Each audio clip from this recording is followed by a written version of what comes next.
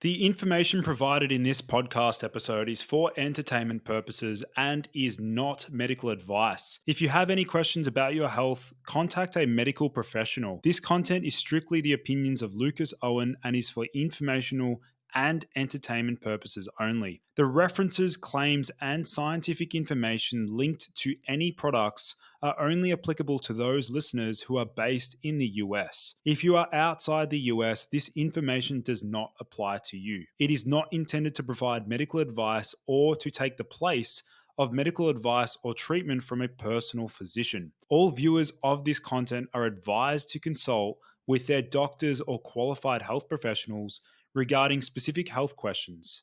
Thank you for listening to the Boost Your Biology podcast. My name is Lucas Aoun. I uncover the most cutting-edge health information on the planet, ranging from hormones, nutrition, supplementation, fat loss, biohacking, longevity, wellness, and a whole lot more. Welcome to the Boost Your Biology podcast. What is up, everyone, and welcome back to the Boost Your Biology podcast. Today, I have a very special guest joining me in the studio all the way from Japan. We have Jeffrey Strong. Welcome to the show. Ohayo gozaimasu. Good morning from Sapporo. Awesome. So maybe, Jeff, did you want to let my listeners know a little bit about yourself? I mean, you have created an enormous amount of, sort of content, and you've helped with the research behind a very special ingredient, and that is Pycnogenol, which is going to be the focus for today's conversation. Did you want to let my audience know a little bit about yourself? Like, how did you get into health optimization and learning about health? Oh, sure. Absolutely. Yes. Well, when I was in my teens, I had an uncle who came down with a rare form of leukemia. And the only treatment option was a bone marrow transplant. He was not interested in that because the success rate was only about 50% at that time. So having a medical background in dentistry, he did the research himself and he searched the country. So this is back in the 1980s. So not like today. It was really difficult to find this information. And he found some, alternative practitioners to help him. And he changed everything in his life, from the food that he ate to the place that he lived, the water that he drank, everything. And they gave him originally less than 2 years to live, and he lived 20 years beyond that. He eventually did succumb to the leukemia when it went into remission, then it came back. He eventually did die of that, but he lived 20 years longer than that, and that was a really just powerful message to me. I was always interested in the sciences and was thinking of medicine, but when I saw my uncle's experience, I thought, wow, there really is something else out there.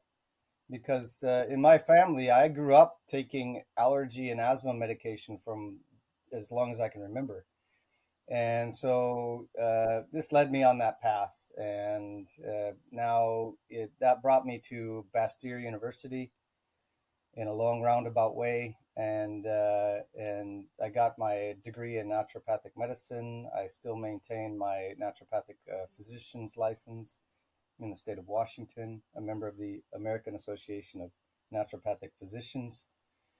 And but my wife is Japanese, and I had the opportunity to come to Japan when we were going to have our daughter.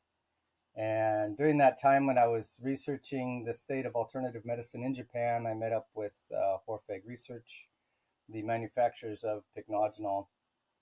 And because I could not practice clinical medicine as a naturopath in Japan at the time, I started working with them, and it's been a great relationship because I still get to use my medical background, and it's a fantastic ingredient in a great company. So, Yeah, phenomenal. Yeah, well, I think as I was mentioning to you before, I briefly discussed Pycnogenol to a couple of the guys that are doing the group coaching that I run, and all of them had been familiar with the ingredient, and a number of them they've actually been using it for a number of years. So Before we get into the discussion around pycnogenol, because this is going to be, for some people, they're just like, they've never heard of it before. Maybe did you want to sort of preface it by outlining what is pycnogenol? Sure, yes. So the simplest explanation is pycnogenol is a natural plant extract. It comes from the bark of a unique species of pine tree that grows only in the southwest region of France, just north of Spain, there on the coast. And it's extracted from the bark itself. And it's a patent protected extraction process that where they have to concentrate the bark 1,000 times in as part of the process of the extraction. So you get a 1,000 to 1 extraction ratio, which makes it the most concentrated and powerful pine bark extract available on the market. Originally, pycnogenol was actually developed in the 1970s or late 1960s to be a pharmaceutical product, and it still sells as a pharmaceutical product in some countries today, actually, interestingly enough. For 20 years or so, until the 1980s, it sold exclusively as a pharmaceutical. And then the laws changed and the restrictions were eased. Since pycnogenol is a natural plant extract and it has an exceptional safety record, it was allowed to be used as a food ingredient, a health food ingredient as well. And so since that time, it's moved out of the pharmaceutical market to an extent and is mostly used as a health food supplement.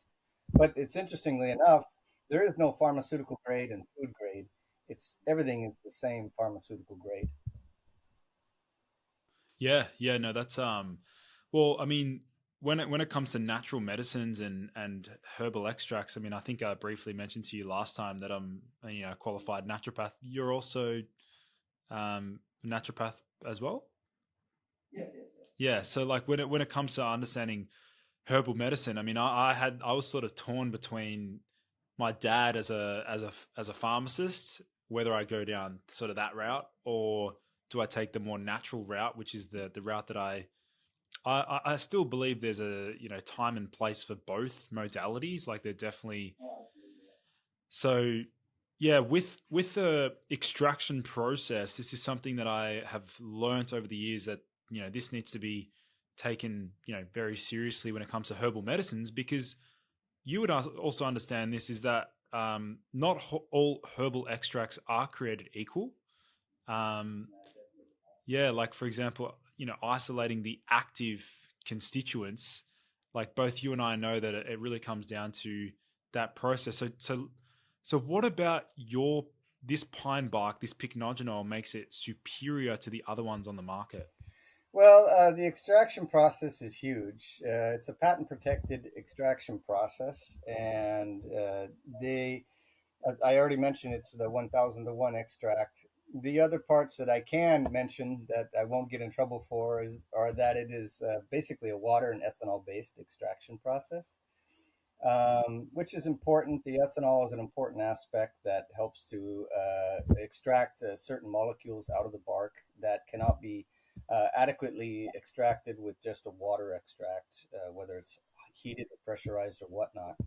So the alcohol is an important part of the extraction process, and but the alcohol is completely burned off in the spray drying process at the end. So you don't have to worry about alcohol residue in the extract itself. So that's not an issue to people who are concerned about that. But as far as differences between other pine bark extracts, I mean, they say when people are imitation is the ultimate flattery, as they say. Well, Pycnogenol was just too much of a success, and now we're being copied by many different pine bark extracts in Finland and Korea, and New Zealand down there, and in China, of course, you see a ton and coming out of there and claiming to be French maritime pine bark extract. I don't know how they're being able to make this claim, but yeah, no, if you look at the research, uh, Pycnogenol, because it's been around, for over 50 years now, And the research has continued. We've been able to really tune in the dose more, so we know what works. But with a lot of these other extracts that are still new or newer, they haven't. And so you see research using dosages that are at least 2 to 3 times higher than the effective doses of pycnogenol, sometimes even up to more than 10 times higher than the effective doses of pycnogenol in order to see an effective, the desired effect in a clinical study. So, I mean, it really comes down to if you do dig into the research and you compare these different extracts, you're going to see that, there's something different here. And I think that goes back to the long history of the research and the purity of the product and the long history of the production of the product. So we know that it works, and we've proven it with the research, or it has been shown with the research. Yeah. Yeah, no, that's phenomenal. In terms of the uses and applications for this particular ingredient, like let's look at the evolution of that. When we as humans first started using pine bark, or what were the initial uses and how has that evolved over time? Well, you start in the beginning. The first records were done by Hippocrates himself, more than 2,000 years ago. But that was a different time, obviously. The guy was brilliant with the food as medicine and things like this. I don't know how he was so, had such foresight to see all that, but it's amazing stuff. In the 1600s, there was reports of it being used to treat scurvy and help to strengthen blood vessels at that time. And these was reported by a French explorer.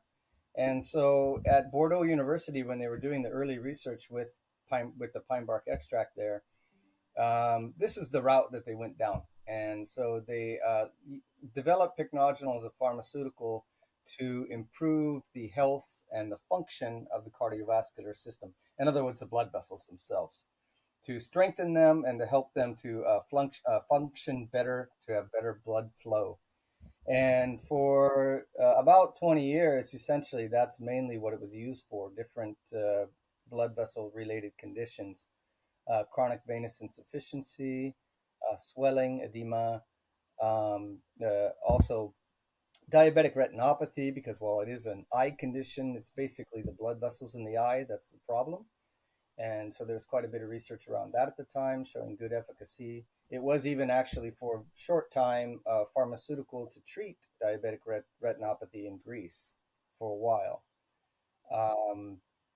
But yeah, that was the start. And then when the regulations were eased, and in the 1990s with the antioxidant boom, the research really just exploded with pycnogenol. A lot of different research institutes, university, saw it as an interesting compound. And so all kinds of requests for research projects. And it just went out from there, and it has continued to expand. So originally it was cardiovascular, which is still a huge pillar. Then it went into antioxidant. From antioxidant, it was found that it was actually a good anti-inflammatory as well. Relieving first studies were like in osteoarthritis pains and menstrual pain in women, even severe menstrual pain in conditions like endometriosis.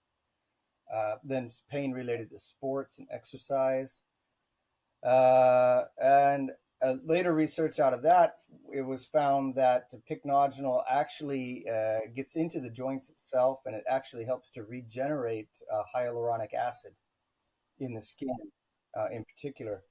And so, of course, hyaluronic acid, how it functions in the body is it helps to hold on to moisture.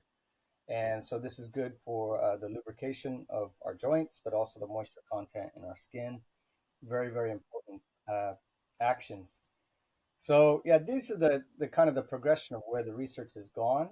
So we know this foundation of mechanisms of action, improving the health of the blood vessels and blood flow, which is essential.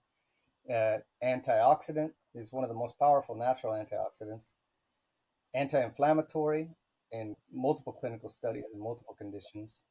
And then also its effect on the extracellular matrix, or supporting better collagen production, for example, and better hyaluronic acid production. And from these core mechanisms of action, it supports many different body systems and body functions. So you'll see, I mean, there's more than 160 clinical studies on many different conditions, involving more than 15,000 subjects. So yeah, I mean, we could talk for hours, but yeah.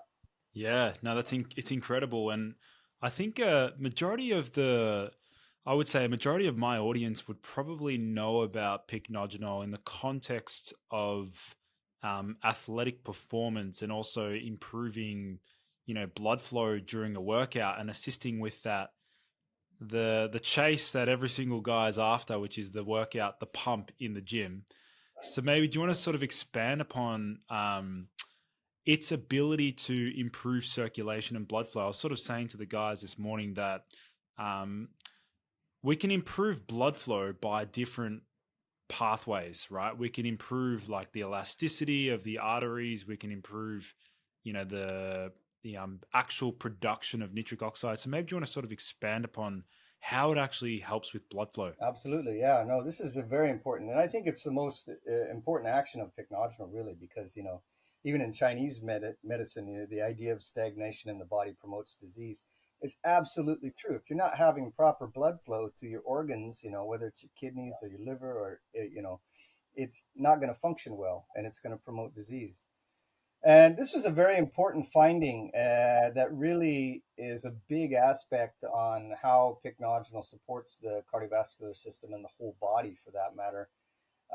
It was found in the late 1990s that pycnogenol stimulates better nitric oxide production based on an endothelial reaction. And in the early study was an ex vivo study done with a rat aorta, so old science. And the precise mechanism was not really detailed, except we knew that it had to do with the endothelium of the blood vessel. And so this was very cool. We knew it's doing something good to stimulate the health and function of the endothelial cells, that these cells that line our blood vessels and produce nitric oxide, because you're seeing better nitric oxide production and vasodilation, better blood flow. And then in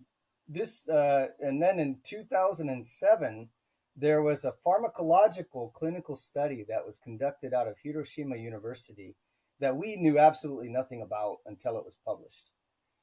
And I love these kind of stories, this studies. This was published in Hypertension Research in 2007. That's the official journal of the Japanese Society of Hypertension. So definitely a peer-reviewed journal. It was a double-blind, placebo-controlled study. Rather small number of patients because or subjects. These were healthy college students because it was a pharmacological study. But basically, what they did was they were looking at forearm blood flow and the administration of pycnogenol over a course of just 2 weeks. And so they gave one group pycnogenol, one group placebo. And then they injected something called acetylcholine, which is a neurotransmitter that in our blood vessels, it stimulates the release of nitric oxide. And so what they did was, in the placebo group, they injected this acetylcholine into the forearm. And of course, this is going to release nitric oxide, and you're going to get vasodilation. So you did see significant vasodilation just with acetylcholine. But pycnogenol already upregulates the healthy function of the endothelial cells and increases nitric oxide production by itself. So when they injected the acetylcholine in these subjects, the increase in blood flow was massive. It was 1.5 times greater than the placebo group. So yeah, it was amazing to see, and it was much more than we actually expected to find.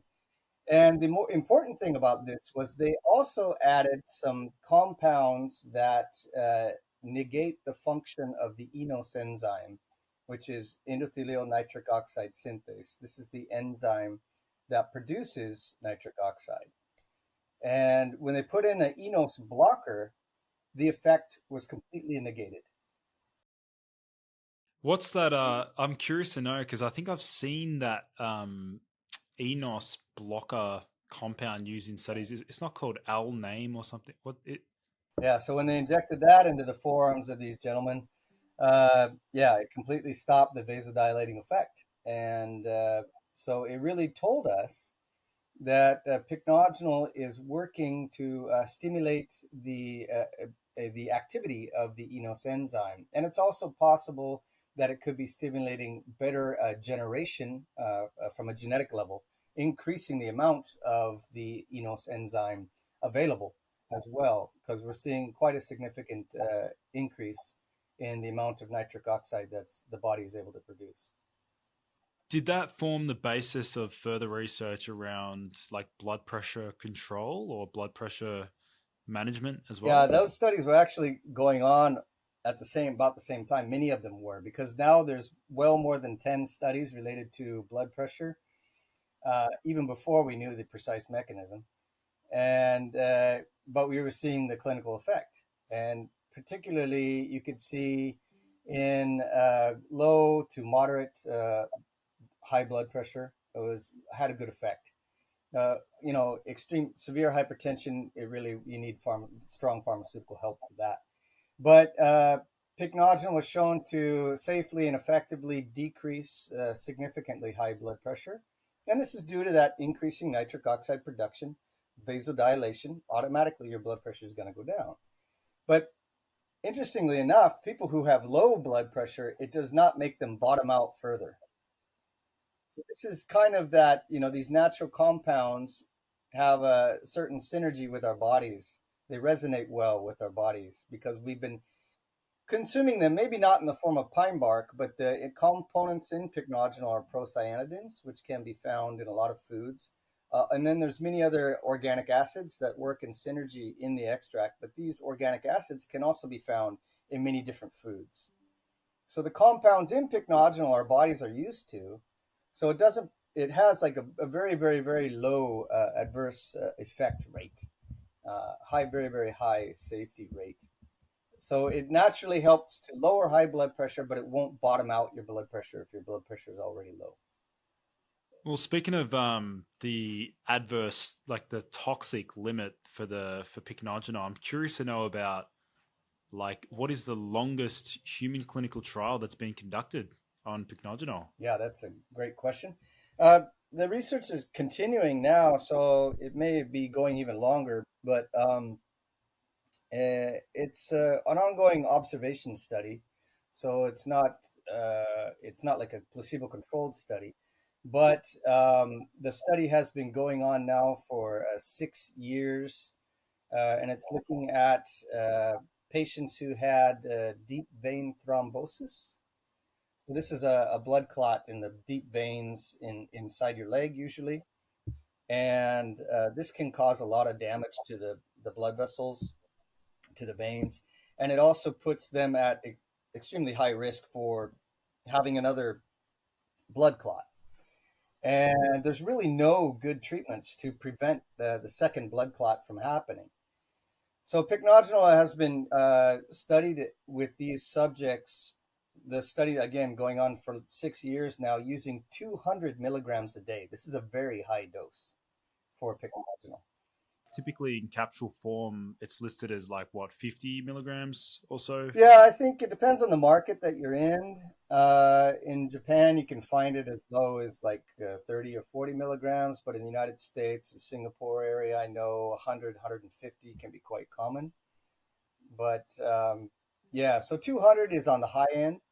I know there are some products that sell even higher. And personally, I think that the cost effect benefit ratio kind of peaks out over 300 milligrams per day. Then you're really pushing the envelope there. I mean, as far as the return on investment for your health. So, but yeah. So anyway, no, 200 milligrams a day with these subjects and over 6 years. And there have been no serious side effects reported in these subjects. So it was a very, very nice study that attests well to the safety of long-term consumption of pycnogenol. Yeah. Also, you mentioned something really crucial before around the fact that these plant compounds are so intelligent in a sense, like they have adaptogenic like qualities where they're able to like regulate different parameters or different pathways, because we probably don't even understand, but there's other constituents found in pine bark that might regulate other pathways that are like secondary, third, fourth pathways that we just don't really understand. And that's something that I really love about herbal medicine in particular, is the fact that we, number one, we don't really understand exactly how it's working, but at least we have some clues. So it makes us as like scientists excited about, learning more about how it works. Yeah, no, absolutely. I completely agree. And at least I think with, Western extracts being more studied and more intensely with the scientific method, is a lot more is known about how they're working than Chinese medicine preparations.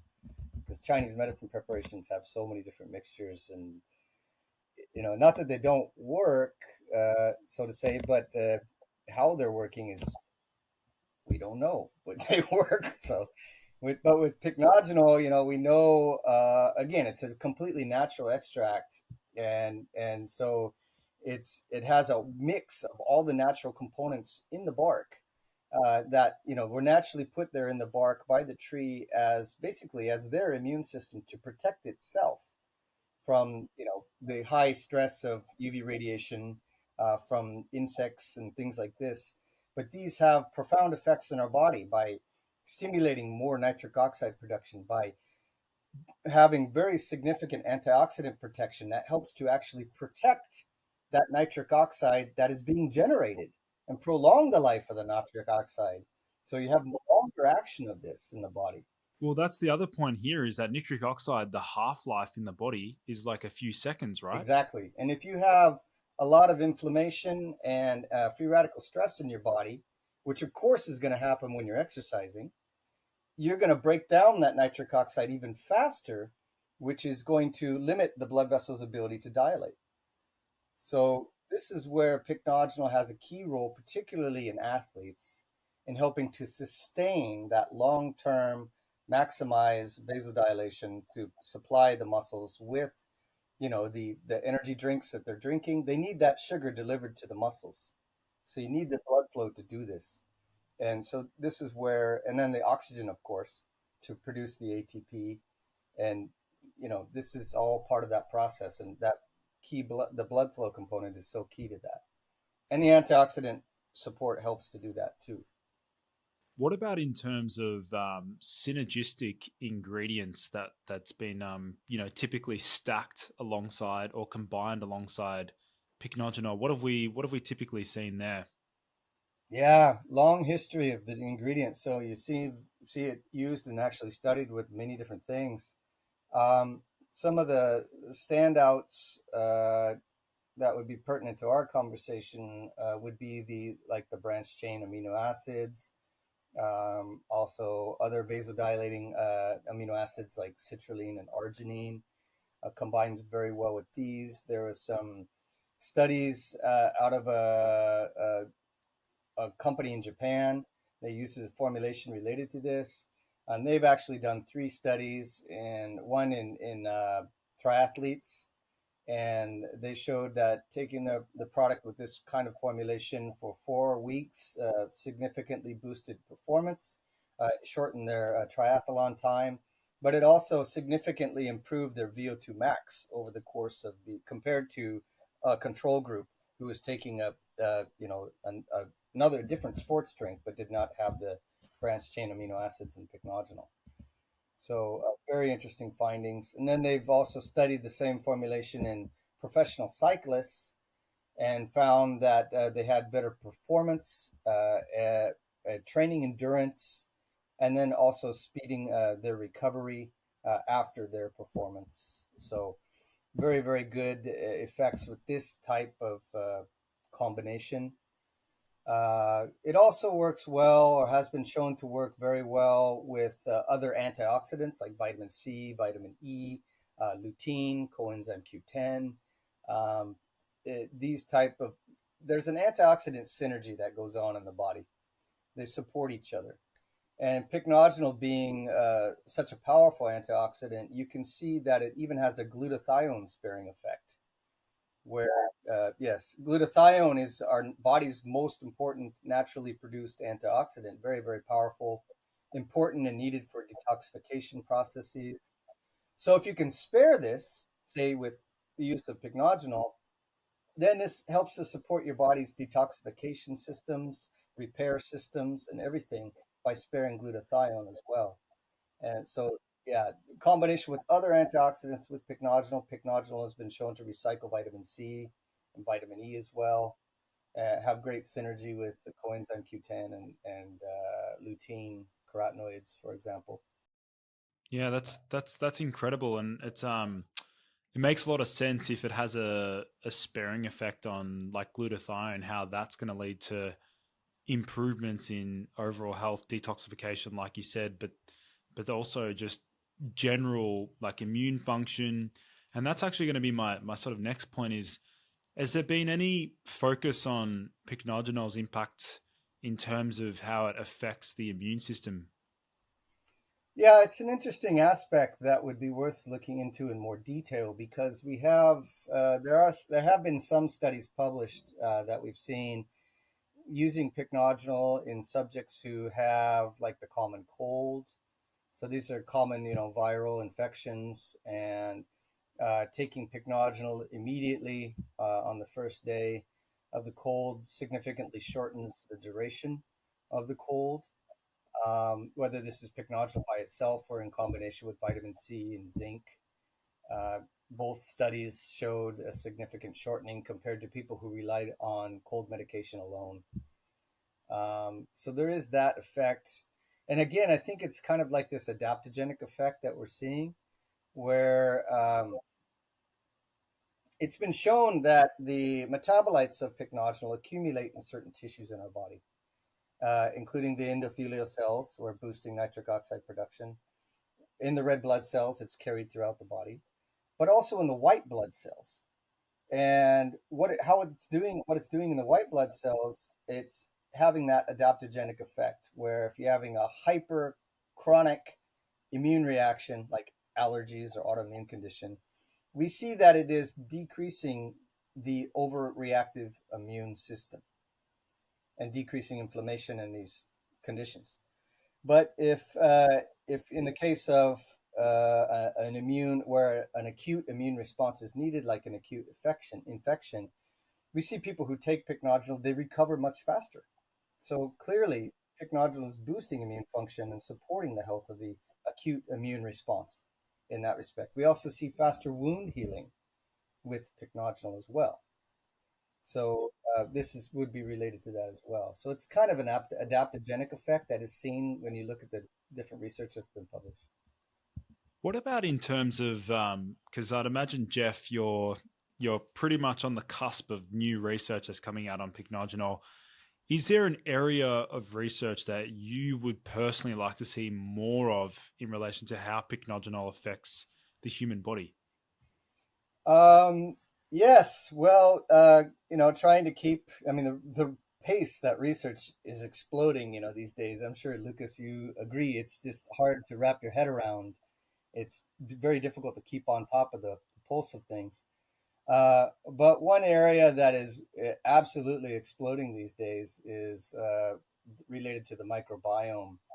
And I keep getting a lot of questions related to this. And uh, you're seeing a lot more now that polyphenols in general, procyanidins, as in pycnogenol, as well, are now being called prebiotics, and very important and potent prebiotics that support specific classes of these good bacteria in our microbiome to support their healthy function, better short chain fatty acid production. And this is a whole another level that really needs to be looked at in more detail, uh, because it can help explain a lot. Because we have two studies but there have been two studies that have been published in bowel conditions in humans. There's other animal studies as well, but in the human studies, one is IBS and one is Crohn's, and both had significant decrease in inflammation in the intestinal tract. But pycnogenol has never been investigated in detail in the intestinal tract or its relation with the microbiome much yet. It's an area that is beginning to come out now. There was just a study published 2 years ago in ADHD children where pycnogenol was compared head to head to the pharmaceutical Ritalin as well as to a placebo. This study, of course, is looking at ADHD and the children's ability to decrease their hyperactivity and pay attention. And pycnogenol was just as effective as the drug in reducing hyperactivity. It also helped to significantly improve the children's ability to pay attention, not to the same degree as Ritalin, but when you look at the side effects, pycnogenol had almost no side effects, and Ritalin, the children, 50% of them had severe side effects within 4 weeks of the study. So compared very nicely. But what I want to get at related to the microbiome here is they started looking at the microbiome in these subjects. And there were changes, there were shifts they were seeing in the microbiome to a more healthy balance of the microbiome. Now the study was short term, so we could need longer consumption to really get a better idea. But we are already having some evidence like that being published.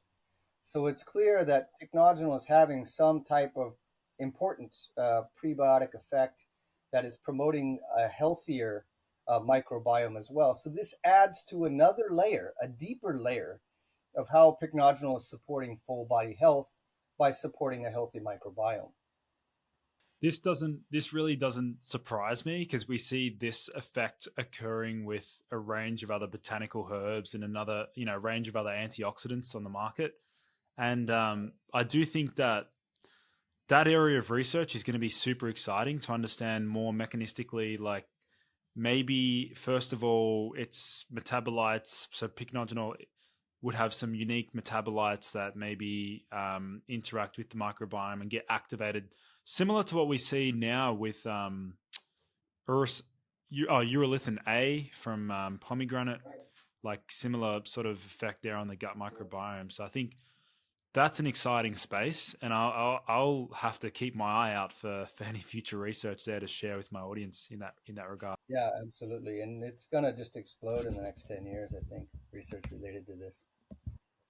What about in terms of you sort of mentioned the ADHD side, which is very prominent now in today's society, and number of younger individuals are struggling with concentration and attention.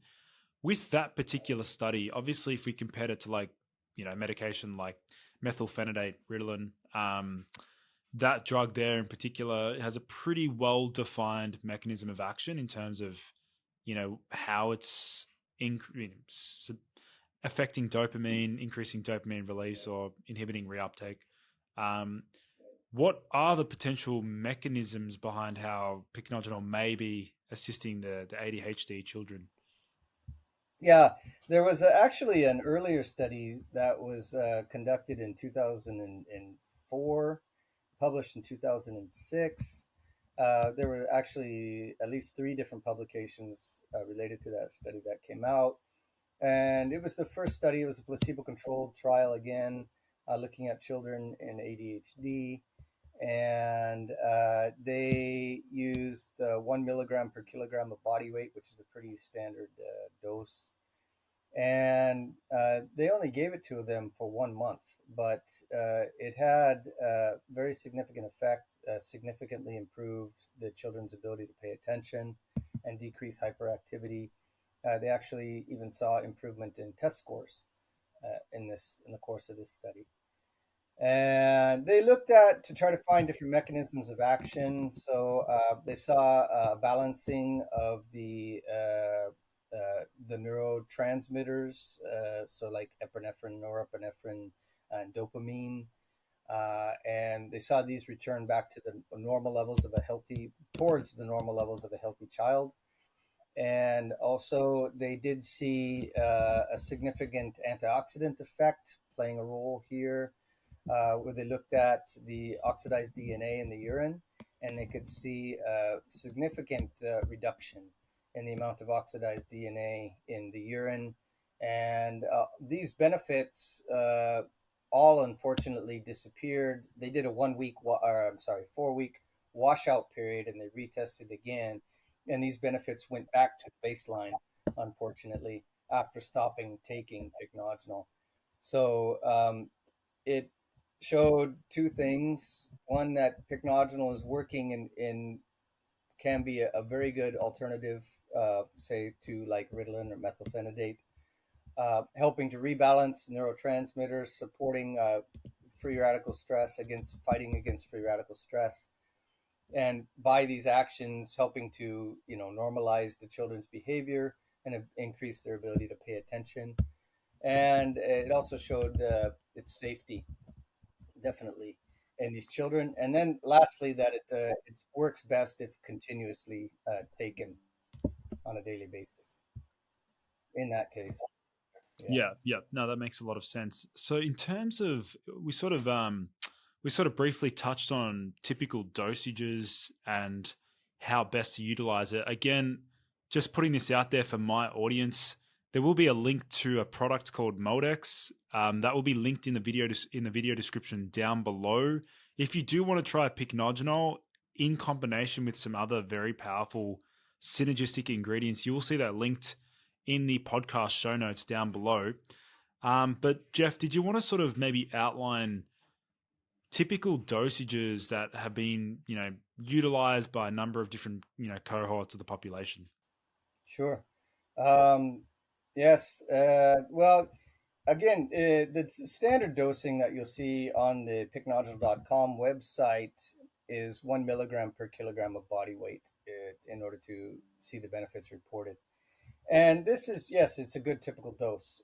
If you're looking to really boost performance, or you have a certain condition that you're wanting to address, then it may be you may see better results using, say, 1.5 milligrams per kilogram of body weight. So, if you're 70 kilograms, then you may want to take like 150 milligrams per day at least.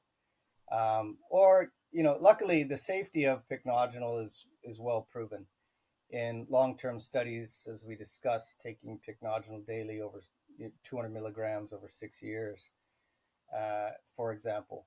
And the highest study dose used was 360 milligrams per day in patients with coronary artery disease.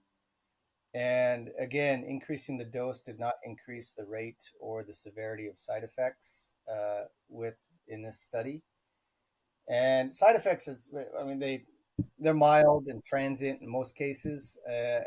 Sometimes what you'll see is like a headache or dizziness, and this is actually a sign that it's working too well in your cardiovascular system.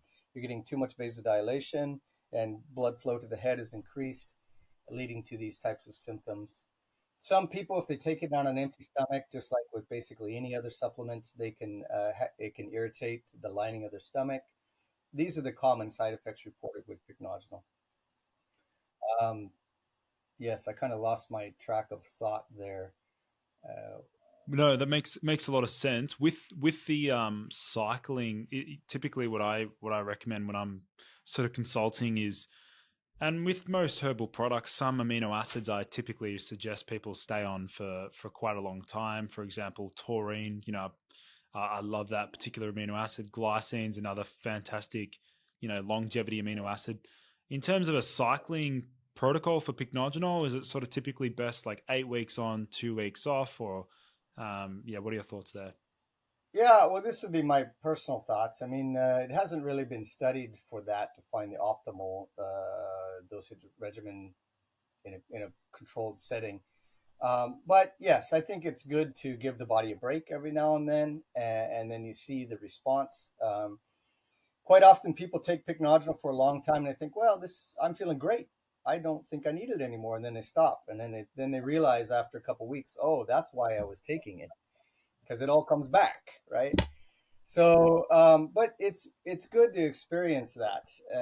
And so I think if you were to take it for, an 8-week period of time, or maybe a 12-week period of time, and then take a week or two off and then restart it again, you'll be able to re-experience that benefit, and you'll be able to see that boost again. So the research shows that taking it continuously, the effect does not begin to wear down. It pretty much stays constant and builds in many cases in the studies that we've seen. Of course, it's not going to build to infinity, and you're not going to become superhuman, but it does have a nice sustained effect if you continue to take it. So yeah, just another comment on the synergy that I wanted to mention was with the anti-inflammatory, other anti-inflammatory compounds, or like extracts or enzymes. It's been shown to be very effective with these types of combinations, in particularly related to pain from sports activity or osteoarthritis. Combinations with these types of ingredients give great synergy with pycnogenol as well. Actually, that reminds me of the other unique effect in terms of arthritic pain. Is a number of research studies sort of outlining improvements in osteoarthritis, I believe. Osteoarthritis, yes, yeah. There are several now. I believe there's at least five controlled clinical studies. Yeah, very well done, well designed. One even to the point where they uh, took patients with severe osteoarthritis who are to undergo a full knee transplant.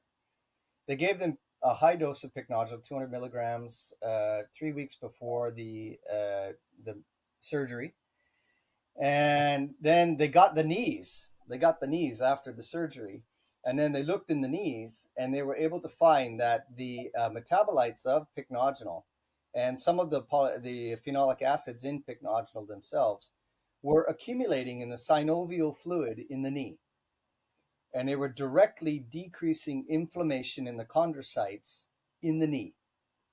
So this is amazing research, really, because your average pain reliever that people take on a daily basis for osteoarthritis, they don't even have data like this. So a natural compound getting into the knee joint, and this is amazing because there's no blood vessels into a knee joint. So this was really the question: how is pycnogenol relieving arthritis pain? Is it getting in the knee joint? And now we can say yes, it's directly getting in the knee joint and having a direct anti-inflammatory effect there. That's phenomenal. Yeah, it is. Yeah.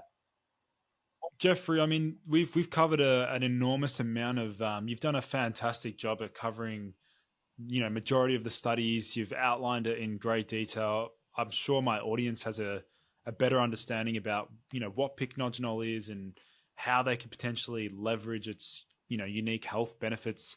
So I just wanted to sort of put this out there. Was there anything else maybe you wanted to sort of express to my audience or listeners when it comes to utilizing the benefits of pycnogenol? Yes. I guess the important thing to know about health food supplements is that you need to make sure that they are evidence-based, and you need to follow the research, and you need to know that that it has good clinical research supporting the health claims, not just in animals or an in vitro cell study, but clinical research. And also that the research has been published in a peer-reviewed journal, because this is the best way to control the quality of the research, where you have a third party that's not paid related to this publication of that journal or that science, and they evaluate how that study was done and the results that are being claimed. And based upon that evaluation, it's published or it's not. That's the peer review process. So if you can find good clinical evidence in a peer-reviewed journal, say on a good source database like pubmed.gov, then that's reliable evidence that you can trust. And so that's an important thing to remember when you're choosing the ingredients that you want to use to impact your health, prolong your life. And thankfully, Pycnogenol and Horfeg Research, we're a research-driven company. And so if you look on pubmed.gov, you'll see there's over 540 publications that come up when you type in Pycnogenol. Now, granted, some companies misuse our brand name and publish with our brand name as a tag, but I would say that 95% of all those papers on there are on pycnogenol. So, yes, you can feel confident in the research with pycnogenol. And that the claims or the statements that I've made today are all supported in that research. And many of those you can download for free and access yourself. Awesome. Awesome. I'll make sure to leave those linked in the podcast show notes. And just as a final reminder for those listening in, if you did want to give Pycnogenol a go or implement it into your wellness and athletic training regime, you will see that linked in the podcast show notes as well as on my website, boostyourbiology.com. But otherwise, Jeff, thank you so much for coming on the podcast. You did a phenomenal job at explaining the benefits and the unique effects of pycnogenol. Thank you, Lucas. I really appreciated the time. I love your work. I'm following it. So, yes, absolutely. Keep it going.